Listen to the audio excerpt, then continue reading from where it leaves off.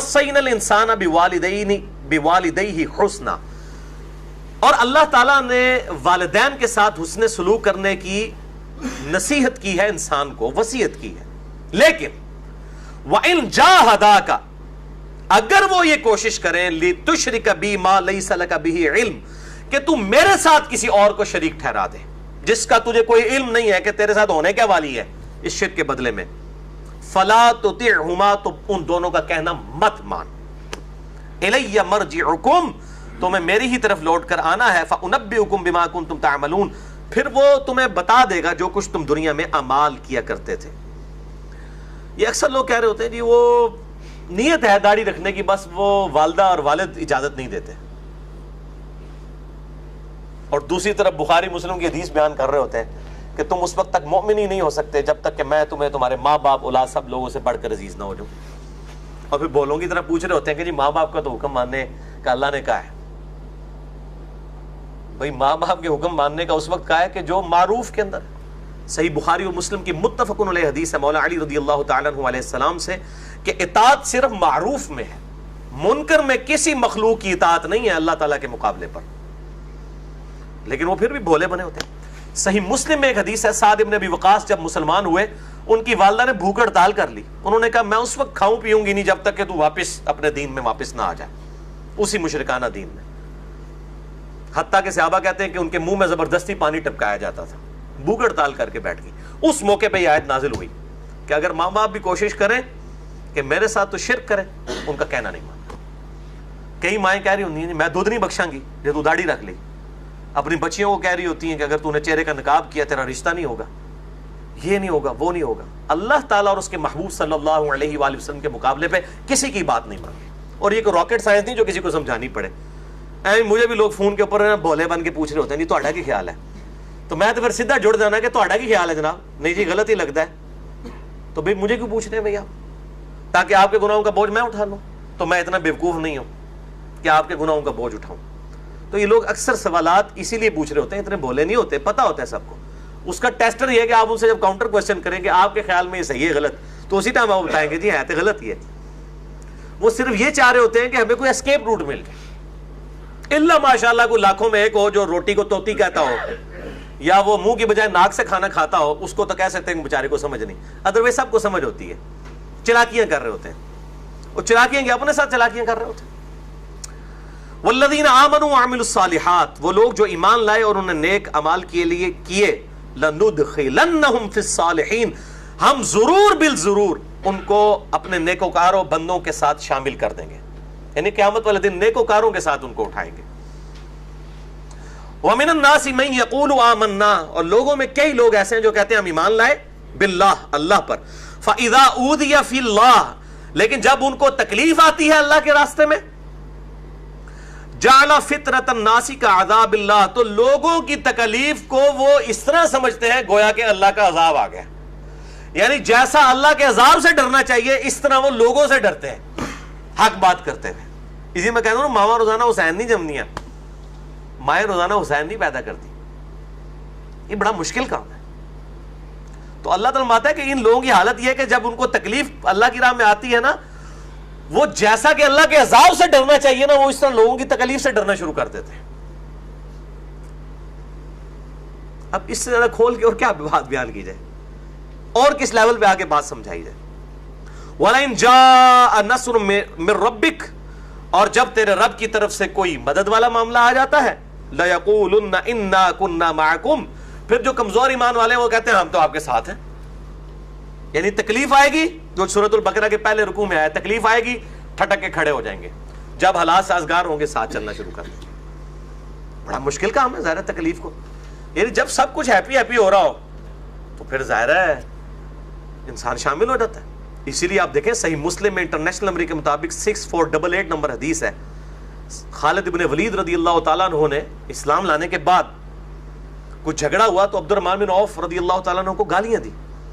انہوں نے شکایت کی تو اللہ کے محبوب صلی اللہ علیہ وآلہ وسلم نے حضرت خالد ابن ولید کو بلا کے ڈانٹا. کہا خالد تو میرے صحابہ کو گالیاں دیتا ہے، میرے صحابہ کو گالیاں مت دو. اللہ کی قسم اب تم لوگ اگر احد پہاڑ کے برابر بھی سونا خیرات کر دو تو میرے اصحاب نے جو ایک مد گندم دی تھی 600 گرام، اس کو نہیں پہنچ سکتے، اس کے آدھے کو بھی نہیں پہنچ سکتے. ایک پاؤ گندم کے برابر بھی تم ثواب حاصل، جو انہوں نے ایک پاؤ گندم خیرات کی تھی، تم احد پہاڑ کے برابر سونا بھی دے دو نا، اس کے برابر تمہیں ثواب نہیں ملے گا. یہ کس کو کہہ رہے تھے؟ حضرت خالد بن ولید کو. یہی وہ آدھی حدیث بیان کر رہے ہوتے ہیں میرے صحابہ کو برا مت کہو، کیونکہ انہوں نے حضرت معاویہ کو بچانا ہوتا ہے جنہوں نے حضرت علی علیہ السلام پہ ممبروں پہ لعنت کروائی تھی. تو آدھے حدیثیں بیان کرتے ہیں جی میرے صحابہ کو برا مت کہو. اور بھائی یہ تو بات پہلی کی صحابہ کو ہے آپ صلی اللہ علیہ وسلم نے، ہمیں تو یہ انڈائریکٹلی ہے، ڈائریکٹلی تو کی خالد ابن ولید کو ہے جو صلح حدیبیہ کے بعد مسلمان ہوئے، اور فتح مکہ کے بعد جو لوگ مسلمان ہوئے ان کا بیچاروں کا کیا سٹیٹس ہے، ان کے مقابلے میں ہم اپنے ساتھ کمپیئر نہیں کر رہے. تو ان کو کہا جا رہا ہے کہ خالد، حالانکہ خالد بھی صحابی تھا، کہ اب تو میرے صحابہ کو برا، آپ نے بھی یعنی صحابہ میں بھی بینچ مارک کر دیا کہ فتح مکہ سے پہلے اسلام لانے کا مطلب تھا پھینٹی لگ جائے گی، مار پڑے گی صلح حدیبیہ سے پہلے، اور صلح حدیبیہ کے بعد اسلام ٹیک اپ پوزیشن پہ تھا. خالد ابن ولید بعد میں مسلمان ہوئے ہیں، جب انہوں نے دیکھا کہ اب یہ تو لے جائیں گے سب کو، تو آپ نے پھر فرمایا صلی اللہ علیہ وآلہ وسلم، خالد اب تو میرے صحابہ کو، بعد میں مسلمان ہو کے اب تم لوگ میرے صحابہ کو، حالانکہ خالد بھی صحابی تھا، تو آپ نے فرق کر دیا کہ بعد والے گولڈن پیریڈ میں تو سب کے سب لوگ ہی آ جاتے ہیں، اصل تو مشکل وقت میں کس نے ساتھ دی ہے؟ جس نے مارے کھائی ہیں، اور جنہوں نے بنو امیہ نے وہاں پہ بھی بادشاہت کی، یہاں پہ بھی آ کے بادشاہت کی، وہ کب ان لوگوں کے برابر ہو سکتے ہیں؟ کبھی بھی نہیں ہو سکتے.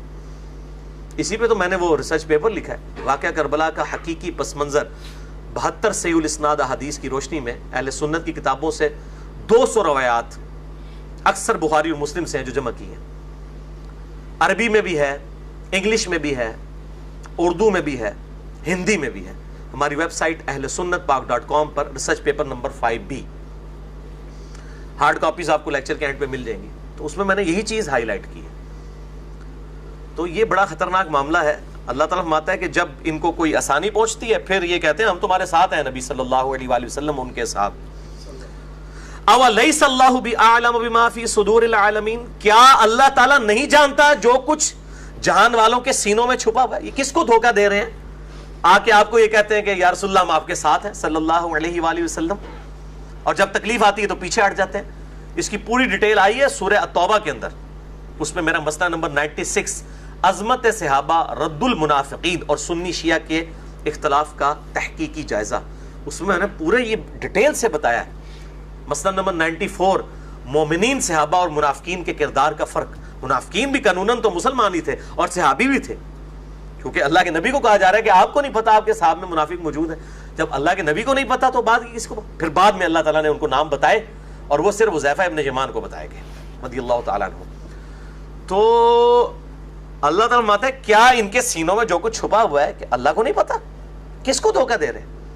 اگر نبی صلی اللہ علیہ وآلہ وسلم اور اصحاب کے سامنے آ کے یہ سٹیٹمنٹس دیتے ہیں کہ ہم آپ کے ساتھ ہیں، اللہ کو نہیں پتا انہوں نے کیا کچھ اپنے سینوں کے اندر دشمنی چھپائی ہوئی ہے؟ وَلَا يَعْلَمَنَّ اللَّهُ الَّذِينَ آمَنُوا، اللہ تعالیٰ ضرور جانچے گا ان لوگوں کو جو ایمان لائے. وَلَا يَعْلَمَنَّ الْمُنَافِقِينَ، اور اللہ تعالیٰ ضرور جانچے گا منافقین کو بھی.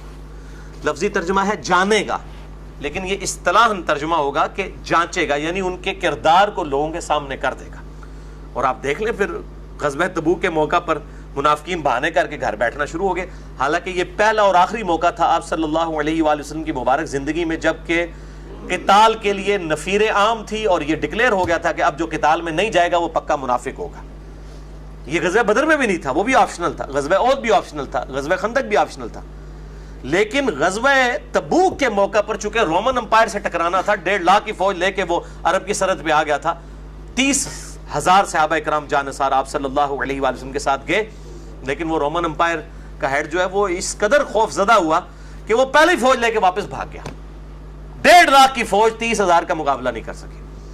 آپ صلی اللہ علیہ وآلہ وسلم 1.5-2 مہینے وہاں رہے، قریب کے قبائل کے ساتھ آپ نے معاہدے کیے، اور الٹیمیٹلی پھر سیدنا ابو بکر کے دور میں اور پھر سیدنا عمر کے دور میں رومن اور پرشین امپائر مسلمانوں کے سامنے گھٹنے ٹیک کی جنگ یرموک اور جنگ قادسیہ کے اندر.